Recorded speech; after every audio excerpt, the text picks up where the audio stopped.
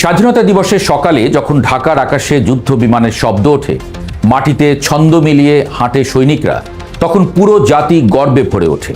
টেলিভিশনের পর্দায় আমরা দেখি চকচকে tank, rocket launcher, radar system, বিদেশি যুদ্ধযান, সব মিলিয়ে এক আধুনিক সামরিক শক্তির দৃশ্য। মনে হয় বাংলাদেশ যেন শক্তির নতুন অধ্যায়ে প্রবেশ করেছে। কিন্তু কুচকাওয়াজ শেষ হলে, ধুলো বসে গেলে একটি অস্বস্তিকর প্রশ্ন ধীরে ধীরে মাথা তুলে দাঁড়ায়। এই শক্তি আসলে কার? কারণ যে অস্ত্রগুলো আমরা দেখি সেগুলোর প্রায় সবই অন্য দেশের তৈরি। এক একটি বন্দুক এক দেশ থেকে, রাডার আরেক দেশ থেকে, যুদ্ধ বিমান অন্য মহাদেশ থেকে।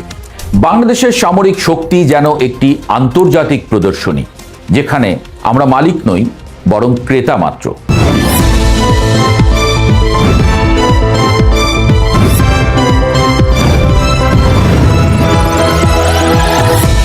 1971 সালে স্বাধীনতার পর বাংলাদেশ জন্ম নিয়েছিল ধ্বংসস্তূপের উপর দাঁড়িয়ে।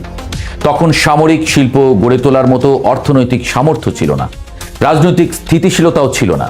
লক্ষ্য ছিল একটাই, নিজের দেশের সীমান্ত রক্ষা করা, রাষ্ট্র টিকিয়ে রাখা তথা সার্বভৌমত্ব রক্ষা করা। কিন্তু সময়ের সঙ্গে সঙ্গে যে প্রশ্নটি ওঠার দরকার ছিল, আমরা কি নিজেদের অস্ত্র বানাবো, সেটি কখনো জাতীয় আলোচনার কেন্দ্রে আসেনি। দশক পেরিয়ে গেছে, বাজেট বেড়েছে, প্রতিরক্ষা খাতে হাজার হাজার কোটি টাকা বরাদ্দ হয়েছে, কিন্তু সেই অর্থের সিংহভাগ গেছে বেতন, রক্ষণাবেক্ষণ আর পরিচালনায়। আধুনিক প্রযুক্তি গবেষণা বা দেশীয় অস্ত্র উন্নয়নে ব্যয় হয়েছে খুব সামান্য অংশ। ফলে আজকের বাংলাদেশ এক অদ্ভুত বাস্তবতায় দাঁড়িয়ে। সৈন্য আছে, প্রশিক্ষণ আছে, কিন্তু প্রযুক্তিগত স্বাধীনতা নেই। বিশ্ব যখন নতুন অস্ত্র প্রতিযোগিতায় নেমেছে, তখন যুদ্ধের সংজ্ঞাই বদলে গেছে। এখন যুদ্ধ মানে শুধু বন্দুক নয়, ড্রোন, সাইবার সিস্টেম, কৃত্রিম বুদ্ধিমত্তা, নিজস্ব সফটওয়্যার। যে দেশ প্রযুক্তি বানায়, যুদ্ধক্ষেত্রের নিয়ন্ত্রণ তার হাতে থাকে। আর যে দেশ শুধু কেনে, সে নির্ভরশীল থাকে সরবরাহকারীর ইচ্ছার উপর। বাংলাদেশ আজ প্রায় 1 ডজনেরও বেশি দেশের উপর নির্ভর করে সামরিক সরঞ্জামের জন্য। এই নির্ভরতা শুধু অর্থনৈতিক নয়, কৌশলগত। কারণ যুদ্ধ বা সংকটের সময় অস্ত্র সরবরাহ বন্ধ হয়ে গেলে শক্তিশালী সেনাবাহিনীও হঠাৎ দুর্বল হয়ে পড়তে পারে। অতীত আমাদের বারবার দেখিয়েছে অস্ত্র কেনা বেচা যায়, কিন্তু প্রযুক্তিগত স্বাধীনতা কেনা যায় না। বিমান বাহিনীর দিকে তাকালে এই বাস্তবতা আরও স্পষ্ট হয়। মাঝে মধ্যে বিমান দুর্ঘটনার খবর আসে, তদন্তে উঠে আসে পুরনো প্ল্যাটফর্ম, দীর্ঘদিনের ব্যবহৃত যন্ত্রাংশ, রক্ষণাবেক্ষণ জটিলতা, নতুন সংযোজনের আলোচনা হয়। চুক্তির খবর আসে, কিন্তু বাস্তব রূপ নিতে সময় লাগে বছরের পর বছর। যেন আমরা সব সময় ভবিষ্যতের শক্তির অপেক্ষায় আছি, বর্তমানের শক্তি তৈরি করছি না। তাছাড়া অস্ত্র কেনাবেচার দেশগুলোর উপরে আছে নিষেধাজ্ঞা। অস্ত্র এক দেশ থেকে কিনলে অন্য দেশ থেকে এক অদৃশ্য চাপ আসতে থাকে। মিত্র দেশের চক্ষুশূল হবার রেকর্ডও আছে বাংলাদেশের। পৃথিবীর কিছু দেশ সম্পূর্ণ ভিন্ন পথ বেছে নিয়েছে। তারা বুঝতে পেরেছে যে অস্ত্র শুধু নিরাপত্তা নয়, অর্থনীতিরও অংশ। প্রতিরক্ষা শিল্প মানে গবেষণা, প্রযুক্তি, কর্মসংস্থান, রপ্তানি এবং কৌশলগত স্বাধীনতা। ইরান, তুরস্ক, দক্ষিণ কোরিয়া সবাই একসময় আমদানি নির্ভর ছিল, কিন্তু তারা বিশ্ববিদ্যালয়, গবেষণা ল্যাব এবং সামরিক শিল্পকে একসঙ্গে যুক্ত করেছে। ফলে আজ তারা শুধু ব্যবহারকারী নয়, নির্মাতা। ইরানের উদাহরণটি বিশেষভাবে আলোচনায় আসে। আন্তর্জাতিক নিষেধাজ্ঞার মধ্যে থেকেও তারা বাধ্য হয়েছে নিজস্ব প্রযুক্তি তৈরি করতে।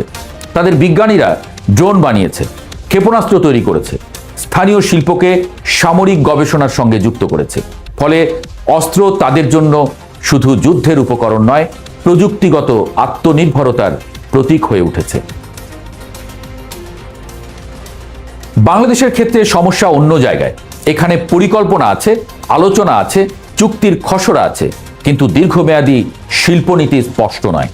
আমরা যুদ্ধ বিমান কিনতে চাই, কিন্তু যুদ্ধ বিমান তৈরির ইঞ্জিনিয়ার তৈরি করার জাতীয় পরিকল্পনা কতটা শক্তিশালী? আমরা ড্রোন আনতে চাই, কিন্তু ড্রোন সফটওয়্যার ডিজাইনের গবেষণা কতটা এগিয়েছে? 2025 সালের পর কিছু উদ্যোগ অবশ্য দেখা যাচ্ছে। ইতালির সঙ্গে ইউরোফাইটার টাইফুন নিয়ে আলোচনা চলছে। তুরস্কের সঙ্গে অ্যাটাক হেলিকপ্টার ও ড্রোন সহযোগিতা, চীনের সঙ্গে জে-10CE যুদ্ধ বিমান এবং ইউএভি উৎপাদনের সম্ভাবনা, এসব পরিকল্পনা ইঙ্গিত দেয় বাংলাদেশ অন্তত বুঝতে শুরু করেছে প্রযুক্তি অর্জনের গুরুত্ব। যদি প্রযুক্তি স্থানান্তর সত্যিকারের বাস্তবায়িত হয়, তবে সেটি হতে পারে একটি মোড় ঘোরানোর মুহূর্ত। কিন্তু এখানেই সবচেয়ে বড় প্রশ্ন, আমরা কি শুধু উন্নত অস্ত্র কিনব, নাকি সেই প্রযুক্তি শেখার জন্য জাতীয় কাঠামো তৈরি করব? কারণ ইতিহাস বলে প্রতিরক্ষা শিল্প গড়ে ওঠে ধীরে ধীরে। প্রথমে মেরামত কারখানা, তারপর যন্ত্রাংশ উৎপাদন, তারপর আংশিক নির্মাণ, শেষে পূর্ণাঙ্গ ডিজাইন সক্ষমতা।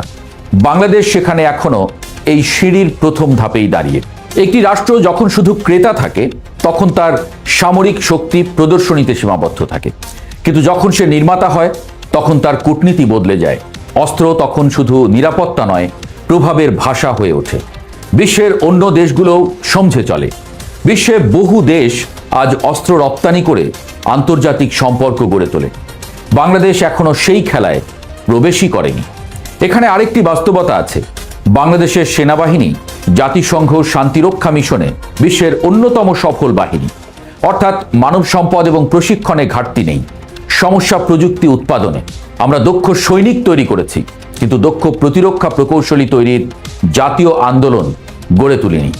যদি সামরিক বাজেটের একটি অংশ গবেষণা এবং উন্নয়নে ধারাবাহিকভাবে বিনিয়োগ করা হতো, বিশ্ববিদ্যালয় ও শিল্প খাতকে যুক্ত করা হতো, তবে আজ অন্তত ড্রোন, নজরদারি সিস্টেম বা সামরিক সফটওয়্যারের ক্ষেত্রে দেশীয় উৎপাদন শুরু হতে পারত। ছোট প্রযুক্তি থেকেই বড় বড় শিল্প জন্ম নেয়। বিশ্ব রাজনীতি দ্রুত বদলে যাচ্ছে, সরবরাহ চেইন ভেঙে যাচ্ছে, জোট বদলাচ্ছে, যুদ্ধের ঝুঁকি বাড়ছে। এই বাস্তবতায় শুধুমাত্র আমদানি নির্ভর সামরিক কাঠামো দীর্ঘমেয়াদী ঝুঁকিপূর্ণ। কারণ অস্ত্র কিনতে টাকা লাগে, কিন্তু প্রযুক্তি তৈরি করলে শক্তি তৈরি হয়। বাংলাদেশ আজ একটি সন্ধিক্ষণে দাঁড়িয়ে। সামনে দুটি পথ। একটি পথ কুচকাওয়াজের ঝলকানি ধরে রেখে বিদেশি অস্ত্রের উপর নির্ভর করা, আরেকটি পথ ধীর, কঠিন কিন্তু স্থায়ী নিজস্ব প্রতিরক্ষা শিল্প গড়ে তোলা। প্রশ্নটি শুধু তাই সামরিক নয়, মানসিকও। আমরা কি নিজেদের নিরাপত্তা অন্যের কারখানায় তৈরি করতে চাই, নাকি নিজের ল্যাবরেটরিতে? স্বাধীনতার অর্ধশতক পর বাংলাদেশের সামনে সবচেয়ে বড় চ্যালেঞ্জ হয়তো যুদ্ধ নয়, বরং আত্মনির্ভরতার সিদ্ধান্ত। কারণ ইতিহাসে শক্তিশালী রাষ্ট্র সে নয় যে সবচেয়ে বেশি অস্ত্র কিনেছে। শক্তিশালী রাষ্ট্র সেই যে নিজের নিরাপত্তা নিজেই তৈরি করতে শিখেছে। কুচকাওয়াজের মঞ্চে যে অস্ত্রগুলো ঝলমল করে, সেগুলো একদিন সত্যিই জাতীয় গর্ব হবে, যেদিন তাদের গায়ে লেখা থাকবে মেড ইন বাংলাদেশ।